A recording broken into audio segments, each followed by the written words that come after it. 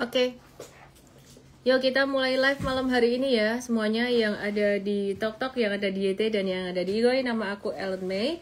Aku di pasar saham dari tahun 2007 dan saya mulai mengedukasi dari tahun 2011. Saya sudah melewati berbagai macam krisis, subprime mortgage 2008, 2013 juga ada crash dikit karena waktu itu QE-nya udah dicabut, terus kemudian 2020 dan 2025.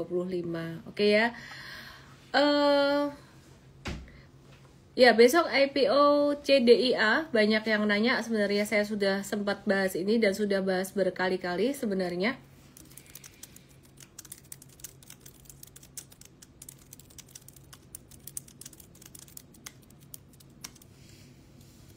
Ya, jadi dia oversubscribe.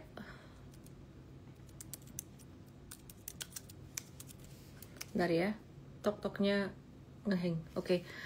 Dia oversubscribe, kemungkinan besar akan arah, dan arahnya akan arah berkali-kali, arah berjilid-jilid. Jadi ya, anyway, enjoy aja teman-teman yang punya CDIA. Yang nggak punya ya udah nggak apa-apa. Dan aku nggak punya CDIA. Kenapa? Ya bukan spesialis IPO aja sih, aku spesialis cuan dari chart. Oke ya, hore, besok CDIA terbang, manage your expectation. Segala sesuatu bisa terjadi ya, bisa terjadi surprise. Oke ya. Ini contoh nih ya, Rahma Aulia dia bilang iseng padahal beli dikit banget malah dapat 60%. Sebenarnya biasanya kalau oversubscribe itu dapatnya dikit banget sih gitu. Aku nggak tahu kalian dapat berapa persen. Kalian dapat berapa persen CDIA? Coba tulis di sini.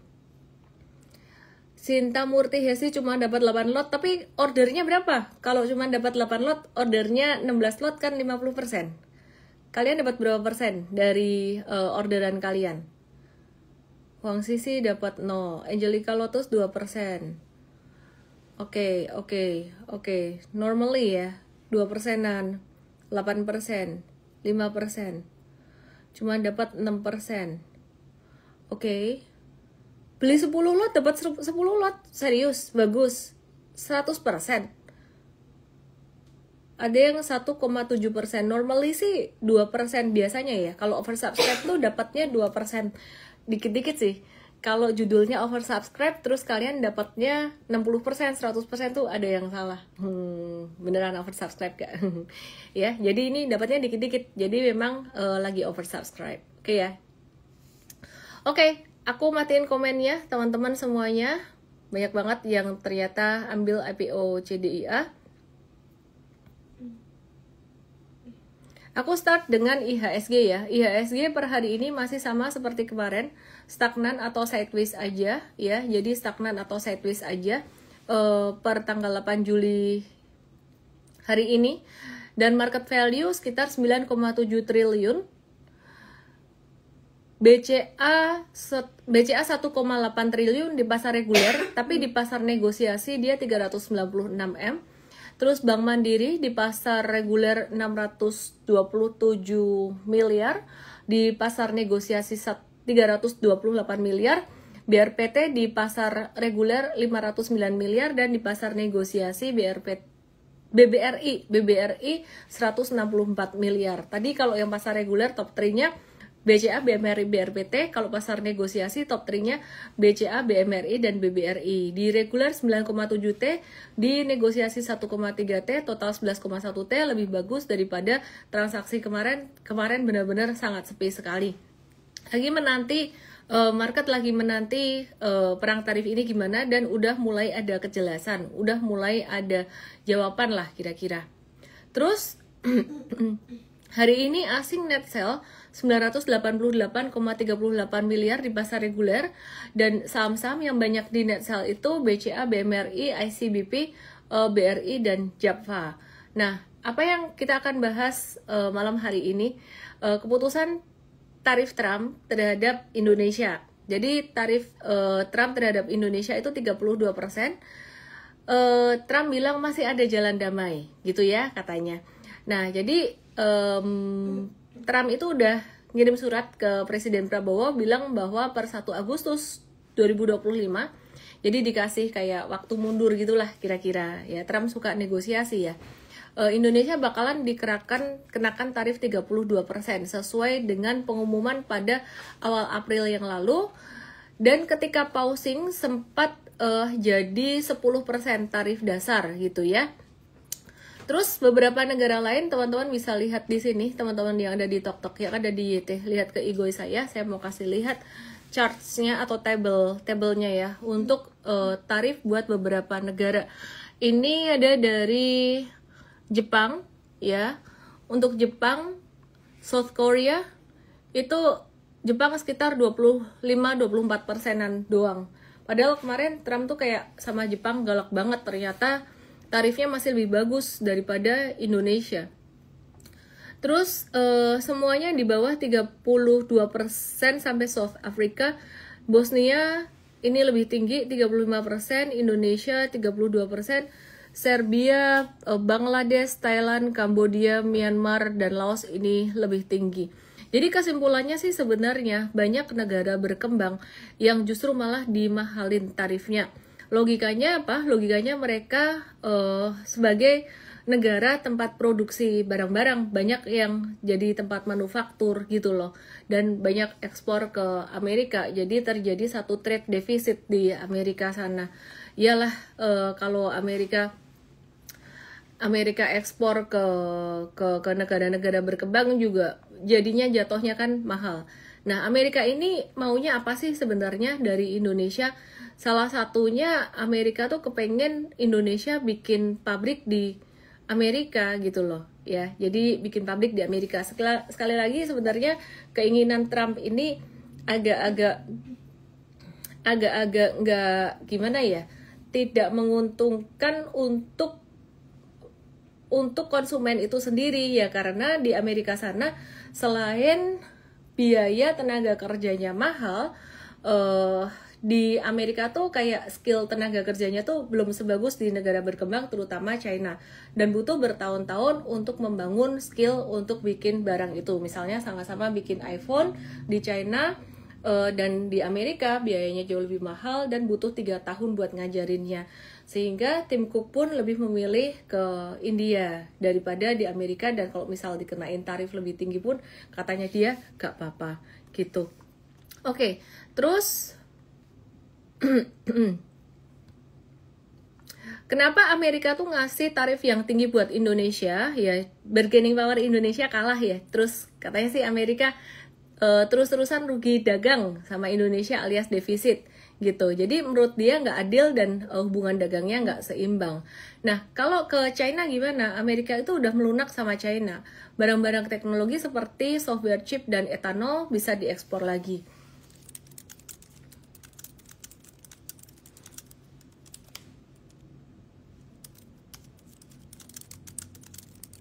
Gitu. Terus untuk Uni Eropa ini tarifnya cuman 10% buat barang ekspor asal ada pengecualian buat sektor tertentu ya.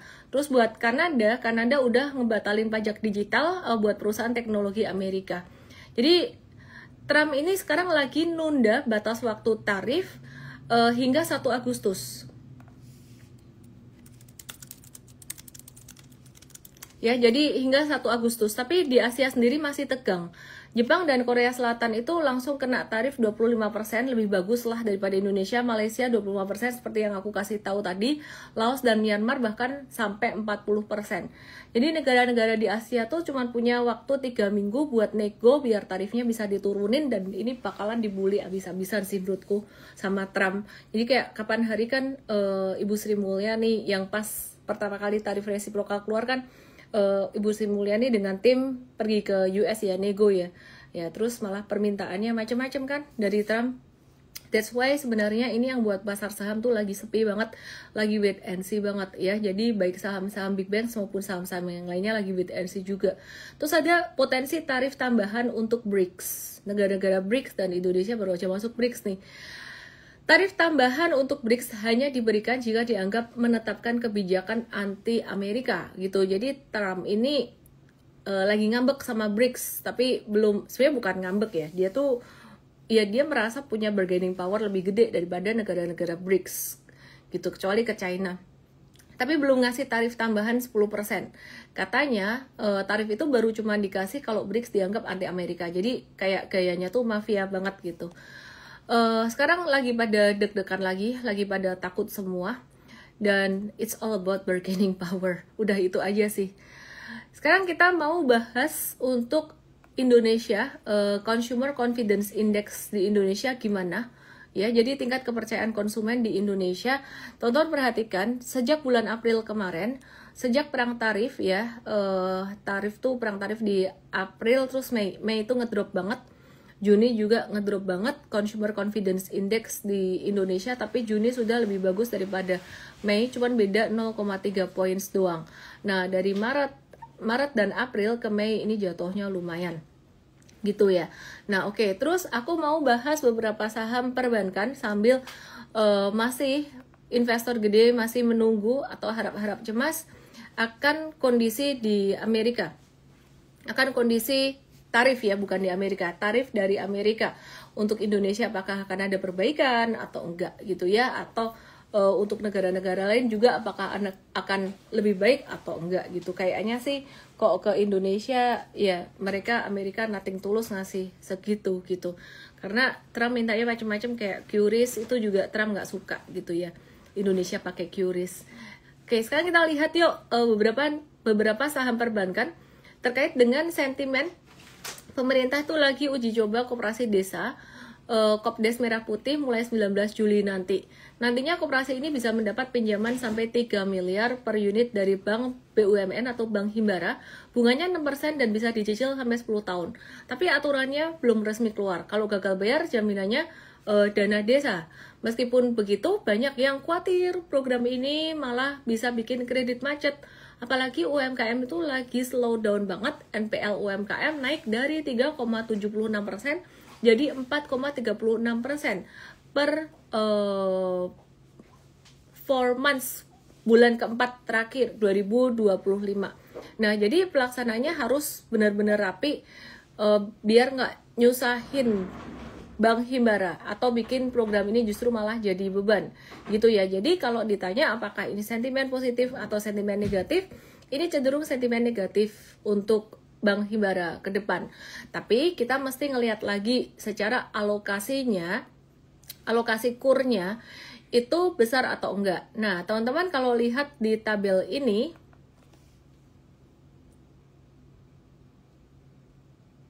nih aku kasih lihat ya alokasi kurnya ya. Kalau buat BRIS dan BBTN, ini belum ada keterbukaan informasi terkait penyampaian data tersebut.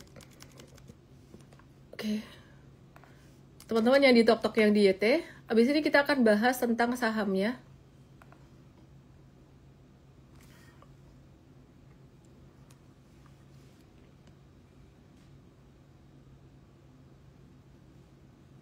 Halo, oke, perhatikan di sini. Nah, ini yang punya alokasi kur paling gede itu BBRI. Kemudian setelah itu BMRI. Nah, terus BBTN, ya ini kecil. Kalau BBNI kecil, BBTN dan BRIS ini belum ada keterbukaan. Belum ada keterbukaan alokasinya berapa gitu. Ya, jadi ini paling gede masih dari BRI. Total pembiayaan yang sudah diberikan paling gede Bank Mandiri. Normal, kenapa? Karena dua perbankan ini yang paling besar. Oke. Terus kemudian dampaknya apa ke Himbara? Dampaknya ke keuangan Himbara ini bisa bikin margin perbankan atau NIM-nya jadi lebih tipis. Kalau bunga 6% itu lebih rendah dari bunga kur biasa. Kira-kira kayak gitu. Nah, terus kalau banyak Kopdes gagal bayar, koperasi desa ini gagal bayar, rasio kredit macet atau NPL-nya bisa naik, jadi bisa jadi beban buat perbankan. Jadi meskipun niatnya bantu desa, tapi kalau nggak dikelola dengan baik, perbankan bisa rugi.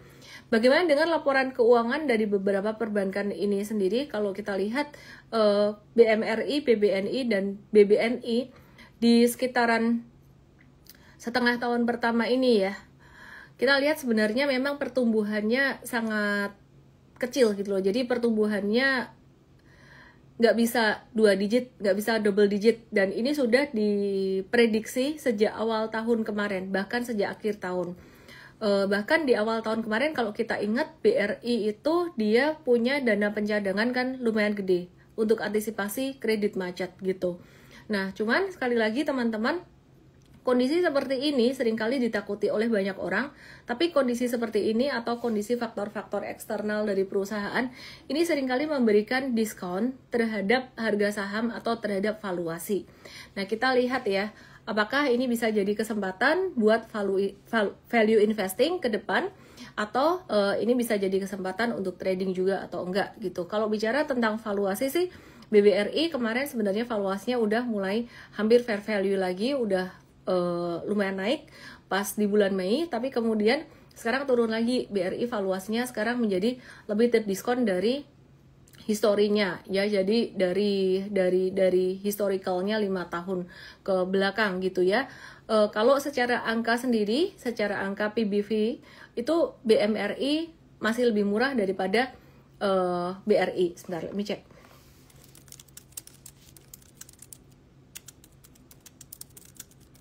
Oke, terus kemudian BNGA itu juga valuasinya kalau dilihat secara PBV, secara PER itu angkanya kecil. Tapi sebenarnya kalau dibandingkan dengan historicalnya selama 5 tahun BNGA itu dia masih rata-rata ya, jadi nggak terlalu terdiskon. Jadi kita ngelihat valuasi bukan cuma dari angka atau ngebandingin dengan perusahaan lainnya, tapi kita memperhatikan dari historinya juga. Jadi dari historinya tuh dia bener lagi diskon atau enggak. Jangan pakai perasaan, karena gini, banyak orang yang bilang oh valuasi di bawah 10 murah, di bawah 9 murah pernya, atau PBV-nya di bawah 2, kalau bisa di bawah 1 murah. Tapi ternyata ada saham yang memang secara historinya PBV-nya segitu terus gitu loh, secara rata-rata. Nah, BCA, PBV, dan PER-nya kelihatan paling mahal, dan pasti selalu paling mahal dibandingkan teman-teman semuanya. Tapi kalau dibandingkan dengan historinya, saat ini BCA valuasinya lagi turun di bawah rata-rata 5 tahunnya. Nangkep nggak sih? Semoga nangkep ya. Oke, aku udah sering kasih lihat table ini ya, jadi ini udah sering kasih lihat charts ini. Semoga kalian bisa nangkep. Kalau kalian nggak nangkep, kalian bisa lihat ini. Oke, teman-teman perhatikan ini ya. Ini contoh BMRI gitu. Nah, BMRI ini dia meskipun PBV-nya di bawah 2, 1,74 ya, tapi dia baru slightly di bawah rata-ratanya tuh, pas di rata-ratanya gitu. Nah, sedangkan sedangkan ini BBRI. Nah, BBRI ini dia jauh di bawah rata-ratanya. Jadi teman-teman di sini ya, perhatikan di sini ya, yang di IGOI ini perhatikan BBRI itu di bawah rata-ratanya. Ini 5 years average. Kekecilan nggak sih? Ya udahlah ya kalau kekecilan. Nanti kita lihat di morning briefing M-Trade ya besok ya. Intinya ini BBRI ya, semoga kalian ngerti. Aku pengen jelasin tapi gambarnya kecil banget. Tadi aku mau gedein malah keluar dari ini. Nah, terus bandingin BMRI. BMRI itu pas di garis kuning, dia pas di rata-rata. Gitu. Terus, nah ini BNGA. BNGA ya, dia meskipun PI-nya, ini pakai PI kalau BNGA. PI-nya 6 kali, ya rata-ratanya ya 6 terus gitu loh. Jadi BNGA PI-nya murah dibandingin yang lain. Misalkan, aku minta valuation BCA dong, kayak their timku yang nonton kayak ya, ini soalnya nggak seimbang, satunya PBV, satunya pakai PI gitu loh. Nah, jadi perhatikan ini kalau PI-nya 6 kali dibilang murah, tapi secara historicalnya ya dia 6 terus. 5 year average-nya 6,45, karena PI-nya 6 gitu. Oh ya, ini PBV nih ya, sekarang PBV. Dia PBV, current PBV 0,7 kali, lebih murah daripada BMRI, apalagi sama BCA. Nanti saya kasih lihat ya PBV BCA. Lebih murah, tapi dia di atas rata-rata selama 5 tahun terakhir. Iya, berarti mahal atau murah itu sebenarnya subjektif dan relatif. Kalau cuman ngelihat PBV di bawah 1 ya murah, tapi dia rata-ratanya malah 5 tahun terakhir tuh 0,69. Sekarang 0,76. Mahal atau murah? Mahal atau murah? Murah dibandingkan yang lain, tapi mahal dibandingkan dengan dirinya sendiri. Let me cek. Ini BCA. BCA, bandingin sama BCA. BCA mau 5 tahun berturut-turut, 10 tahun, rata-ratanya BCA punya PBV 4,42 kali. Ya pasti mahal. Gitu loh. Nah, jadi aku sih sebenarnya lebih suka ngelihat timing ya. Waktu yang terbaik buat investasi adalah kalau BCA ya. Dan pastinya semua saham sih di bawah standar deviasi -2. Tapi kalau nunggu di bawah standar deviasi -2 ini kayak jarang banget terjadi. Ini pas lagi waktu itu lagi crash aja. Terus kemudian di bawah standar deviasi -1 itu ya di sini ini juga jarang banget terjadi. Nah, sekarang BCA baru slightly di bawah 5 tahun rata-rata. Di Mei kemarin itu BCA udah di standar deviasi +1 gitu. Nah, untuk valuasi ya, jadi analisis untuk saham-saham yang lain kita bahas di Mvest, Bapak Ibu. Oke. Sekarang kita lihat charts-nya. Perhatikan di sini. Oke, per hari ini candle-nya nggak bagus. Ini per hari ini sebenarnya dibilang breakdown enggak. BCA nih ya, dia candle-nya potensi lanjut turun lagi. Dia nyentuh support 8450 atau 8475. Ini supportnya jadi support kuat banget. Tiap kena ini kesenggol mantul, tiap kena kesenggol mantul ya. Dan perhatiin di sini hari ini kesenggol mantul juga. Hari ini volumenya gede ya. Tapi kalau dilihat di total dia net sell gitu. Ya, jadi sebenarnya ujung-ujungnya kalau candle-nya seimbang atas dan bawah, ekor atas dan ekor bawah sama, kita ngelihat net buy atau net sell ujung-ujungnya. Oh ternyata hari ini dia net sell. Net sell-nya hampir 1T. Kenapa? Karena Indonesia dapat tarif jelek dari Donald Trump. Nah, tapi kalau perusahaan ini bagus, sebenarnya ini justru malah jika turun lagi jadi kesempatan buat yang punya duit atau punya cash. Pertanyaannya simple, kenapa kok asing justru malah jualan? Mereka jualannya kan masih profit taking, saya mengingatkan saja. Jadi mereka jualannya masih profit taking. Jadi mereka masih cuan 16%. Ya up to ya, pastinya belinya nggak semuanya di bawah. Tapi up to 16%. Jadi nothing to lose, mereka masih profit taking. Terus kemudian jadi harga average-nya mereka mungkin masih di bawah. BBRI, ada yang bilang BBRI kok nggak kena ke 3.600, turunnya cuman sedikit doang di sini. Ya, dan hari ini pun flat, thank you giftnya. Hari ini pun flat ya, kayak kemarin harganya turun dikit, tapi sebenarnya kurang lebih sama kayak harga opening kemarin. Nggak kemana-mana, secara valuation udah mulai discounted di bawah standar deviasi -1, tapi secara technical masih wait and see dan market masih akan sideways beberapa hari ini. Dan kemudian BMRI dia juga sama, dia masih akan sideways atau masih akan stagnan dan potensi masih bisa menguji ke support 4.600-nya. Terus kemudian BBNI dia masih akan sideways juga.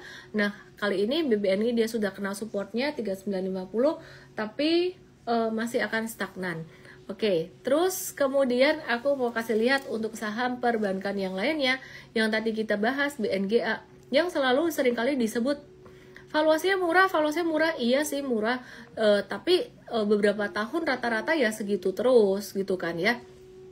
Jadi saya nggak bisa bilang sebenarnya dia valuasinya sedang terdiskon karena membandingkan dengan historical beberapa tahun yang lalu gitu. Oke, jadi teman-teman perhatikan di sini, ini supportnya BNGA lagi di 1640, kita lagi wait and see aja. Salah satu sentimen positif yang dinanti adalah pemotongan suku bunga BI. Nah, kalau pemotongan suku bunga dari The Fed, ini kayaknya belum ada tanda-tandanya ya. Jadi tarif dinaikin lagi, mungkin malah inflasi jadi makin naik, dan Powell jadi makin menunda untuk nurunin suku bunga. Cuman saya nggak tahu apakah Trump ini cuma main gertak doang atau enggak. Kalau misalkan dia cuma main gertak dan tarifnya nanti diturunin lagi, inflasi bisa turun. Jadi The Fed bisa mungkin nurunin suku bunga. Nah, jadi prediksi atau analisis ekonomi itu beda dengan prediksi atau analisis science gitu. Jadi kalau untuk science mungkin contohnya ya NASA analisis di planet sana ada apa kayak gitu ya. Itu mungkin akurasinya atau analisis apa ya dari ngecek ini jam ini ada bakterinya enggak ya, dicek pakai mikroskop. Itu kan bisa mungkin 99,99% akurat gitu ya. Jadi ini ada bakterinya Miss Ellen nih, bakterinya Ellen May nih gitu. Bakteri cuan ya. Tapi kalau analisis ekonomi itu tidak bisa seperti itu. Faktor yang membuat dia berubah itu banyak sekali. Faktor penentu ketidakpastian, dan yang kali ini faktor penentu ketidakpastiannya paling gede adalah Donald Trump gitu ya. Jadi kalian tidur, kita tidur aja malam hari ini, tiba-tiba dia bisa berubah. Ya aku lagi seneng sama Indonesia, Pak Prabowo tadi malam telepon baikin saya misalnya begitu, dia bisa turunin tarif ya. Ini ngomong mengarang indahnya gitu loh, tapi kejadian beberapa kali. Maka dari itu kita tidak berfokus pada berita, kita fokusnya pada sistem tuh ada dua, satu sistem investing, satu sistem trading. Kalau sistem investing berarti fokus pada fundamental perusahaan atau analisis mikro, Warren Buffett pakai itu. Yang kedua, fokus kalau trading fokusnya pada charts, itu toh gak usah mikirin yang macam-macam dari luar gimana. Oke, BNGA kita juga ngelihat dia masih stagnan di sini. Masih ada kemungkinan dia menguji support 1640-an. Terus aku mau bahas saham-saham yang lain yang hari ini juga rame ya. Jadi TOWR,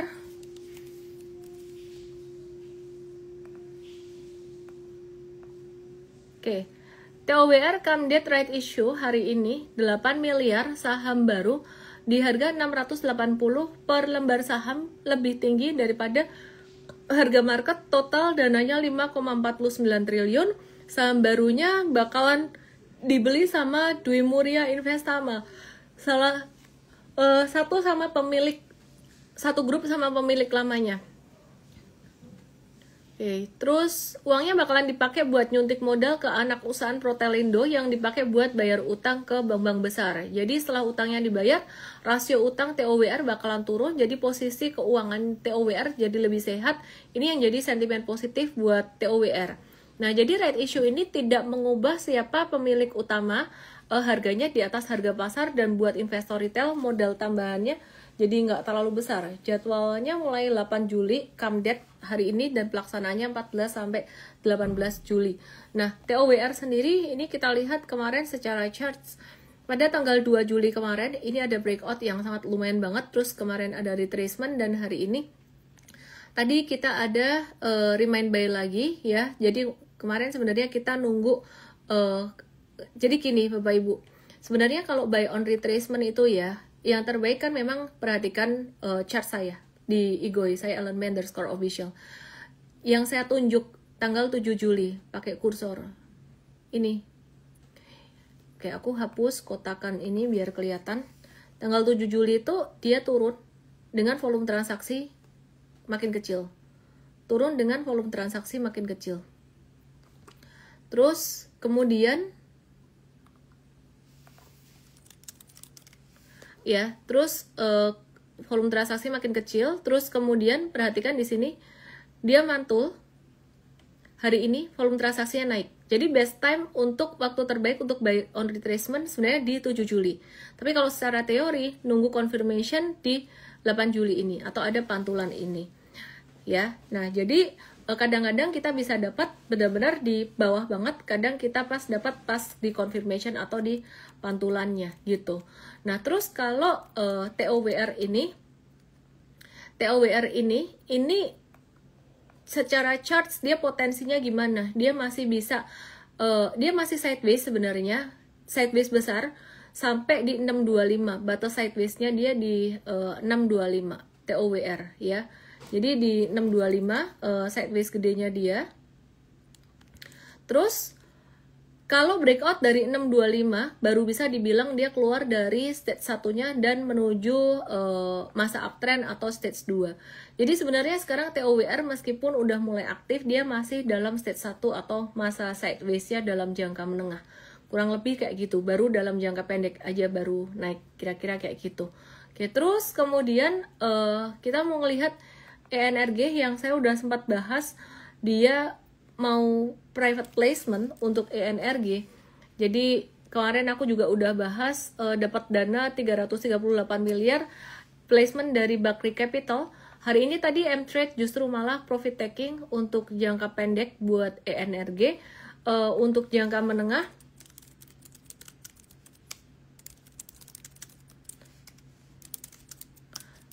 ya,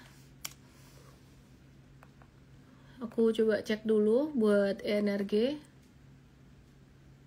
Layarnya disco.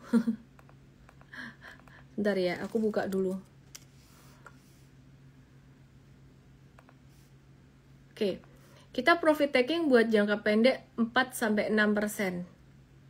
Jangka menengahnya mestinya di hold.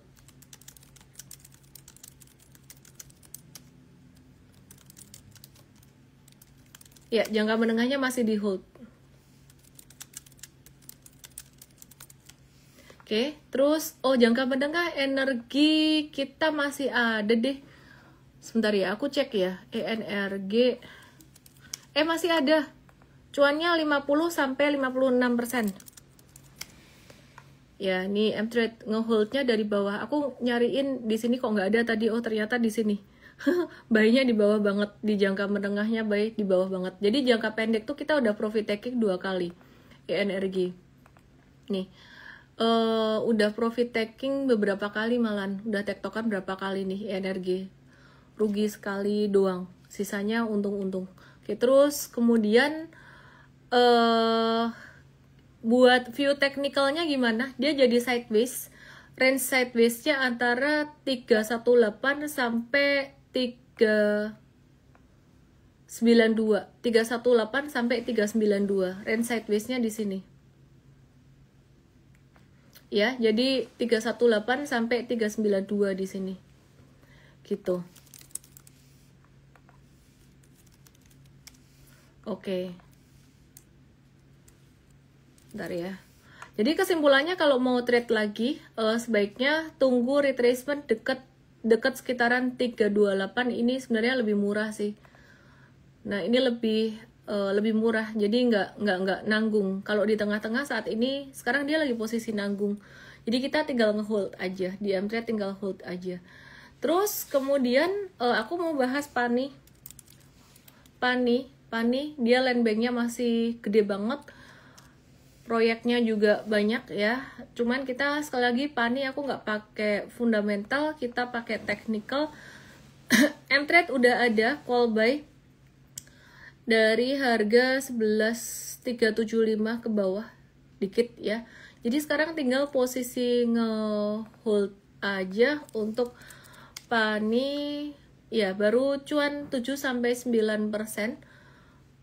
Baru cuan 7-9% ya. Nah, jadi 7-9% kita baru hold ini.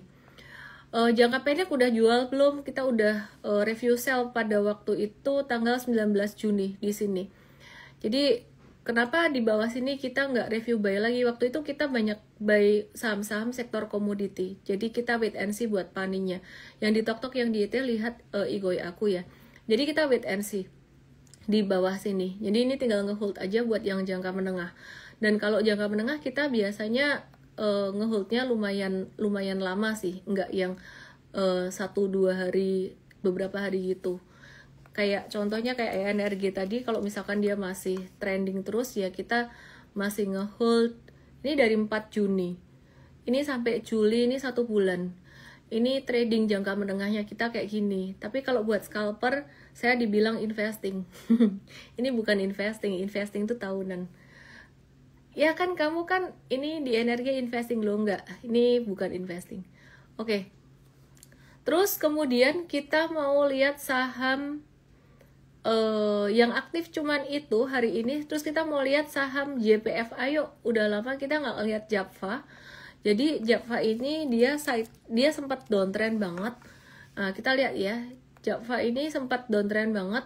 Baru pada hari ini dia keluar dari stage satunya jangka pendek. Tapi ini baru keluar dari stage 4-nya. Jadi dia potensially membentuk sideways. Dia potensial jadi stage 1. Nah, kalau dibilang, oh tapi ini kan udah sideways di bawah. Ini kan stage 1, kecil banget sih, jangka pendek banget gitu. Jadi ini dia breakout ya. Ini gambarnya Java kurang lebih dia bakalan kayak gini. Nah, dia bisa sideways nih.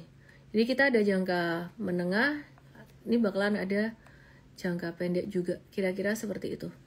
Terus kemudian TAPG. TAPG ya. Kalau Java sentimennya apa? Apakah akan terdampak positif dari MBG? Mungkin lebih ke harga ayam yang diprediksi bisa naik aja kalau buat Java. Realisasi MBG di semester 1 masih rendah, baru 4% dari target 71 triliun, jadi nggak terlalu signifikan. Nah, ini TAPG, M-Trade, ada trade doang. TAPG, sebentar ya. Baru cuan 2-5%, baru cuan tipis. Patternnya dia ascending triangle atau segitiga naik, bentuknya kayak gini. Ini aku kasih garis segitiga naik gede. Ini berarti sebenarnya menarik, ada tanda-tanda bisa breakout, cuman tetap harus nunggu confirmation breakout. Kalau nggak ada confirmation breakout, patternnya bisa failed gitu. Terus kemudian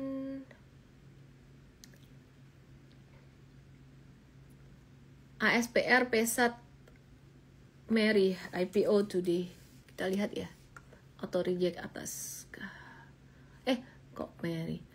Besok Mary ASPR. Nah, box saya nih. Udah lupa tanggal.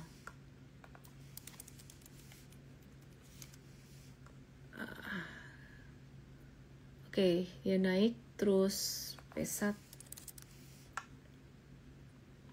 Besok CDIA.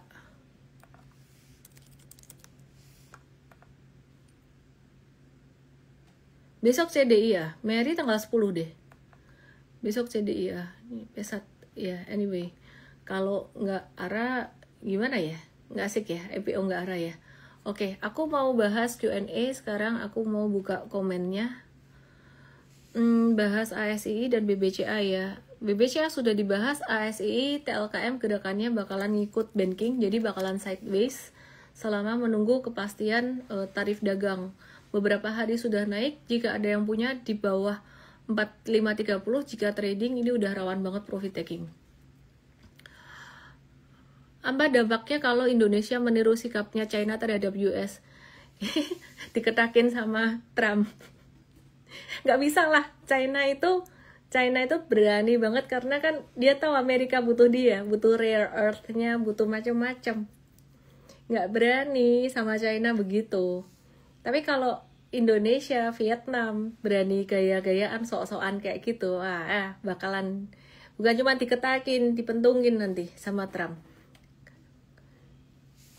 Miss tolong dong Acas, Henry Chen. Baiklah. Stagnan, semua saham lagi stagnan, jarang banget ada yang breakout. Kemarin ada BTPS breakout. Aku matiin dulu komennya buat ngelihat charts. Jadi Acas stagnan kayak gini. Aku kasih batas aja, kasih batas bawah. Tapi stagnannya tuh sebenarnya dia nggak ada buangan gede, just kayak nggak ada volume aja, nggak ada liquidity aja dia gitu loh. Jadi problem market di Indonesia tuh cuma kurang liquidity, apalagi kalau sentimennya lagi nggak bagus gini, asing nggak mau deket-deket gitu loh. That's why, maka dari itu kita consider beberapa waktu belakangan ini belajar US stocks, crypto. Tahu nggak sih Indonesia di MSCI itu sisa 1,5% doang ya, jadi itu kenyataannya gitu loh. Sedangkan kalau Amerika, China itu di MSCI kan porsinya puluhan persen, gede. Duit di mana? Di mana ada likuiditas, di mana ada duit ya, di situ kita ikut ya, ada gula ada semut gitu loh. Masa eh intinya jangan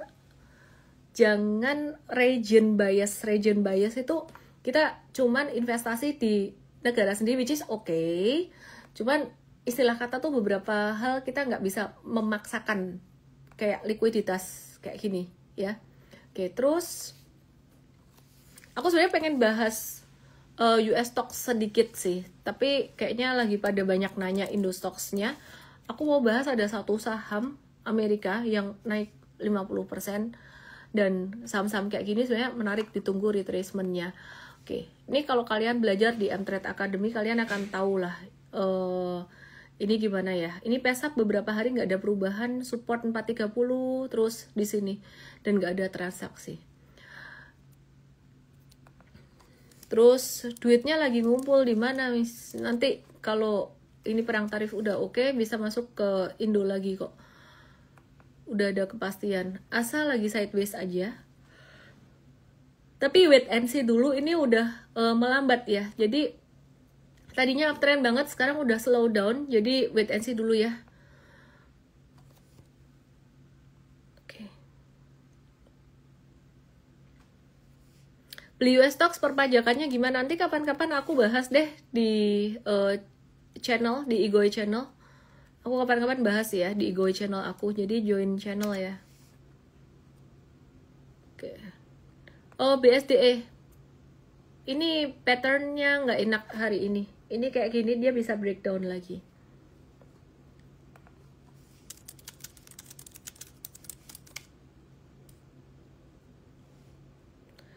Oke, MBMA.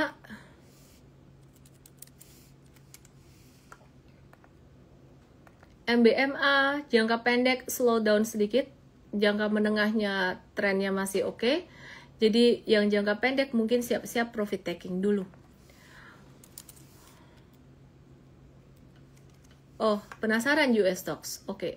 Cuan lagi sideways aja, nunggu IPO CDIA, udah di CDIA aja kalian. Disclaimer, saya tidak punya CDIA dan tidak ada kepentingan dengan CDIA. Nih, Wolf Speed nih, US stocks. Lihat nih, maksa di Indo terus. Berapa hari, ya kadang Indo lebih bagus dari US stocks, tapi aku sih, nih aku matiin dulu komennya ya, aku kasih lihat ya. Aku sih kalau ada peluang di mana ya aku ikut aja gitu loh. Ini sehari ya. Ini sehari dia naik 44%. 44% dari closingan kemarin sampai hari ini tadi sekitar 44, bahkan ini beberapa hari sekitar 655%.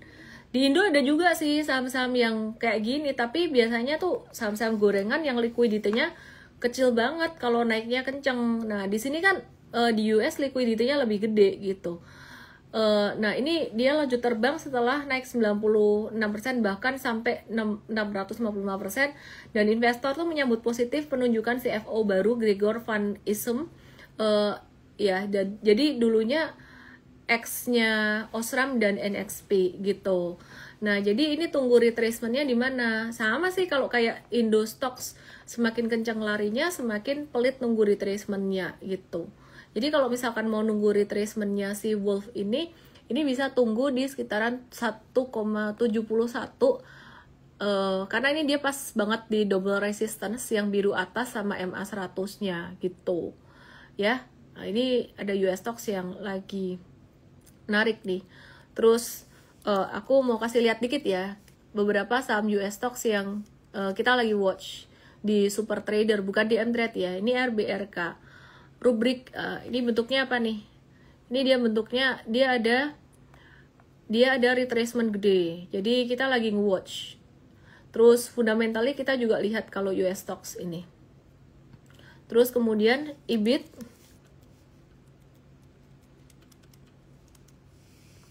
Oke. Ya, ini juga lagi lagi sideways, tapi sideways-nya didahului uptrend. Jadi ini tanda bullish continuation. Terus kita coba lihat NFLX. Nah, ini juga uptrend. Netflix. Terus kalau aku suka ini, fundamentally juga lumayan oke. Jadi ini yang second liner. NOA. Oke, aku mau coba lihat Q&A saham Indonesia lagi. Antam, Petro,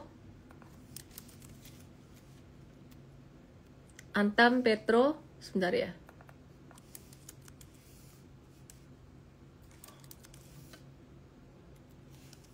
SMGA, sebentar ya. Trip, oke sebentar. Antam ini patternnya bagus juga, dia lagi retrace di tren jangka menengahnya, tapi kalau jangka pendeknya sebenarnya udah downtrend, lower high and lower low.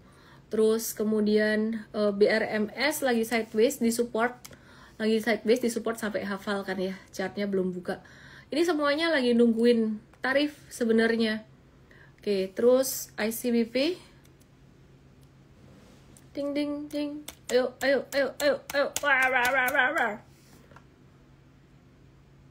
Koneksinya udah mulai putut. ICBP wait and see dulu, oke? Ya udah gitu aja. Ini aku di Aussie udah jam 12 malam. Jadi aku mau bubuk. Miss Cenayangnya jenengan kalau US stock murni pakai TA atau pakai FA? US stocks kita mix FA karena FA sebenarnya ya fundamental itu works kalau likuiditas bagus, tapi kalau likuiditasnya jelek, itu susah. Apa yang mau difundamentalin gampang diguyur bandar. Jadi kalau likuiditasnya jelek, kayak beberapa saham Indonesia fundamental bagus tapi likuiditas jelek, ya kita pakai technical doang gitu. Sebaliknya kalau di Indo fundamental elek, sahamnya bisa naik tinggi gitu loh ya. Ya udah, jadi ke depan kita akan kasih updates tentang US stocks, technical fundamental, bekerja sama dengan Super Trader ID. Selamat malam semuanya, saya Ellen May, salam profit. Jangan lupa teman-teman yang mau belajar investasi jangka panjang dan caranya bisa dipakai untuk Indo dan US stocks, ke Investstart, DM aku aja Investstart atau pakai link yang ada di komen aku. Dah.